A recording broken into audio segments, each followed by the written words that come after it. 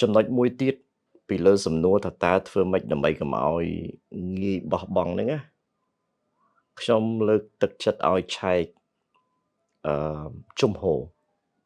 រឬឆន្ទៈជំហរឬឆន្ទៈពីរពាក្យហ្នឹងវាស្តៀងគ្នាខ្លាំងមនុស្សជាពិសេសអ្នកដែលចង់ធ្វើកិច្ចការងារធំបើគ្មានជំហរឬនឹងឆន្ទៈឬក៏នឹងស្ដាប់ឲ្យច្បាស់មិនមែនខ្ញុំនិយាយខុសទេណាឬនឹងជំហរនិងឆន្ទៈសំខាន់ណាស់បើគ្មានវាធ្វើអត់ចេញទៅមុខអត់រួចទេអត់អាហ្នឹងក៏ជាផ្នែកដែលយើងត្រូវឆែកដែរបើយើងគឺជាមនុស្សដែលគ្មានជំហរគេនិយាយអីតន្តិចយើងឈប់ធ្វើហើយ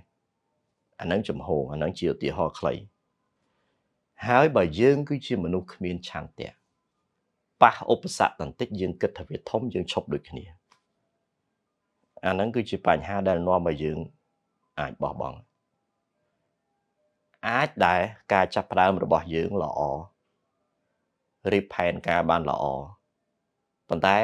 យើងគ្មានជំហរយើងគ្មានឆន្ទៈទៅអត់ឆ្ងាយអាហ្នឹងបោះបង់ហើយអាកត្តាទាំងអស់ហ្នឹងគឺសុទ្ធតែចេញពីខ្លួនឯងទេមិនមែនគេទេណាមិនមែនកត្តាខាងក្រៅទេណាអញ្ចឹងបានខ្ញុំប្រាប់មុនមិញនេះថាម៉េចសុំកុំរស់ជាមនុស្សបន្ទោសបើកាលណាយើងតែងតែបន្ទោសយើងច្បាស់ជារោគលេសដើម្បីប្រឈប់សកម្មភាពរបស់យើងមានន័យថាបោះបង់ហើយអញ្ចឹងមកខ្ញុំបង្រៀនឲ្យសុំ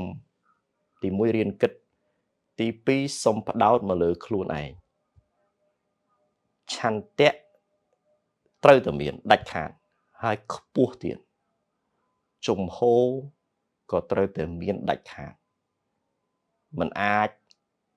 ដើរត្រូវគេផ្លុំតិចបន្តិចប៉ើងដោយសម្លៃទេ